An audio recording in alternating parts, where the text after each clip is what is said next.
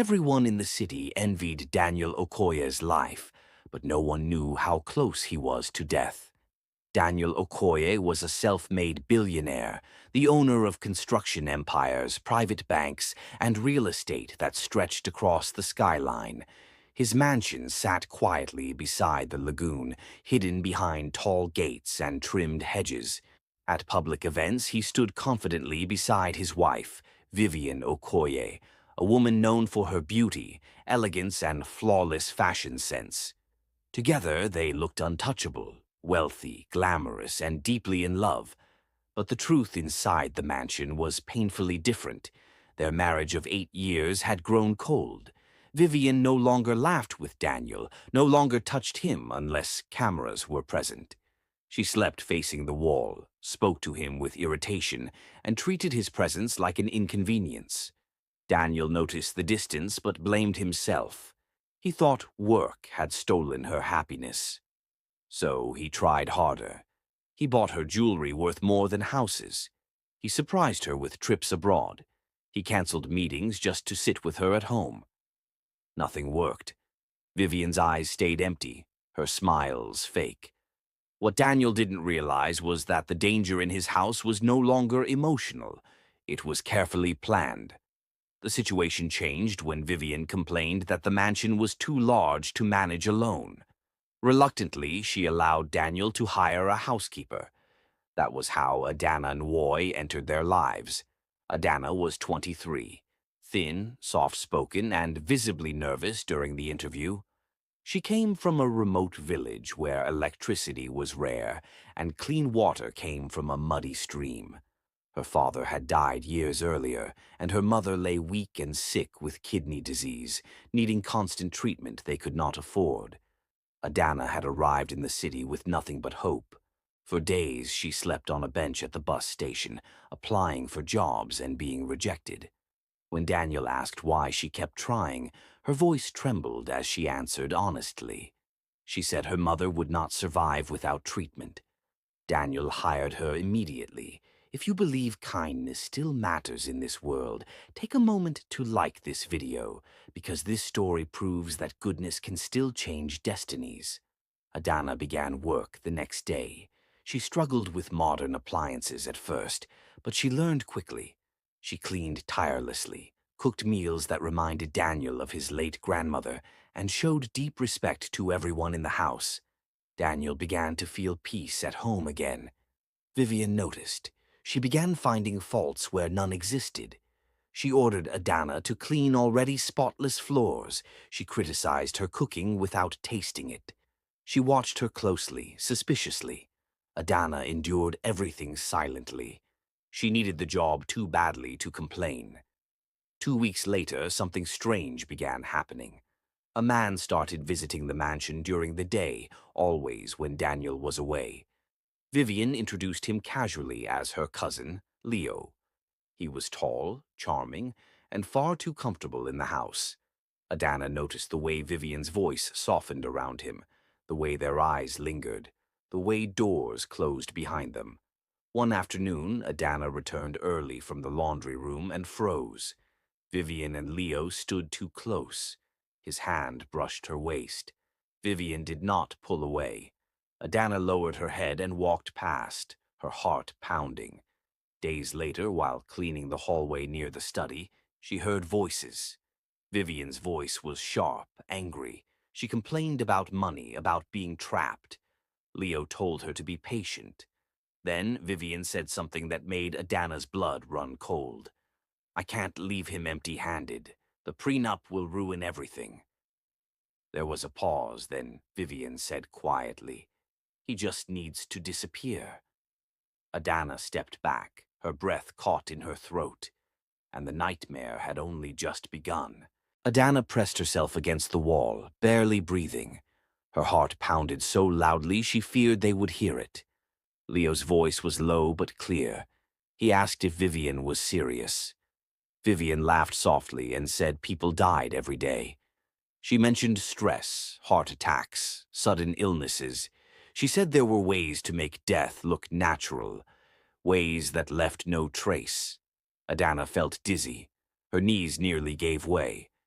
Vivian spoke about wealth, freedom, and starting a new life. She spoke without emotion, as if discussing a business deal. Leo hesitated, but Vivian reminded him of everything they would gain once Daniel was gone. Adanna walked away slowly, her hands shaking. She had just overheard a plan to murder a billionaire. That night, she did not sleep. Fear consumed her thoughts. If she spoke, she could lose her job or even her life. Vivian was powerful, rich, ruthless. But if she stayed silent, an innocent man would die.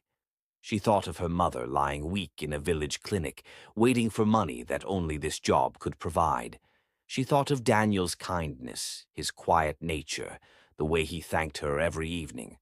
The next morning, Vivian's behavior changed. She suddenly acted interested in Daniel again. She asked about his schedule, his stress levels, and what foods he preferred when tired. Adanna watched closely. That afternoon, while cleaning the bedroom, Adanna noticed Vivian's handbag lying open. Inside was a small bottle with no label. White powder rested inside. Adanna's stomach tightened. That evening, Daniel returned home early. His face looked pale, his movements slow. He complained of a headache after a failed business deal. Vivian rushed to him with sudden affection, touching his arm and smiling sweetly. "I'll make you your favorite herbal tea," she said. Adanna followed quietly to the kitchen. From the doorway, she watched Vivian open the small bottle and pour a pinch of white powder into the tea. Vivian stirred slowly, calmly, as if nothing unusual was happening. Adanna's heart nearly stopped. This was it. Vivian lifted the tray and headed upstairs toward the bedroom. Adanna stood frozen. Her mind screamed. If she spoke, everything could collapse. If she stayed silent, Daniel would die within hours. If you were in her place, what would you do? Pause for a moment and think. But don't leave yet. Adanna made her decision. She ran. Vivian entered the bedroom, smiling. Daniel reached for the cup, trusting without question.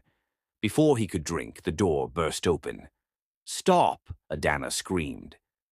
The cup slipped from Daniel's hand and shattered on the floor. Vivian spun around, her face twisting instantly from love to fury. "How dare you!" Vivian shouted. Adanna fell to her knees, crying uncontrollably. She begged Daniel not to drink the tea. She told him everything she had seen, everything she had heard. Vivian laughed loudly, accusing Adanna of jealousy and trying to destroy her marriage. Daniel stood frozen, confused and shaken. But then he noticed something.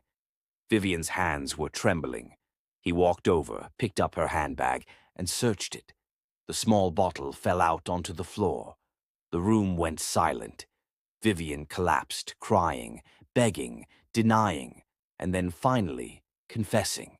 Security was called immediately. A doctor arrived and took samples from the tea in the bottle. The results came back quickly. It was cyanide. Daniel sat on the edge of the bed, unable to speak. The woman he had trusted with his life had planned his death. The pain in his chest was deeper than fear. If you're still watching, subscribe now. Stories like this remind us that danger often hides behind smiles. The police arrested Vivian that night. Leo was caught hours later trying to flee the city. Evidence on his phone confirmed the affair and the conspiracy. The trial shocked the nation. Media outlets covered every detail. Vivian appeared in court stripped of her luxury, her confidence gone. Adanna testified calmly, clearly, recounting everything she had seen and heard. The verdict was swift. Vivian was convicted of attempted murder and conspiracy. Leo received a long prison sentence as well. Daniel divorced Vivian and cut all ties. Though wealthy beyond measure, he struggled to heal from the betrayal. He funded Adanna's mother's medical treatment in full, refusing to let her suffer because of courage. Adanna returned to her village quietly. She did not seek fame or praise. She simply returned to her life, proud of the choice she had made. Daniel never forgot the poor housekeeper who saved his life. If this story moved you, like, share, and subscribe. Courage deserves to be seen, and stories like this deserve to be told.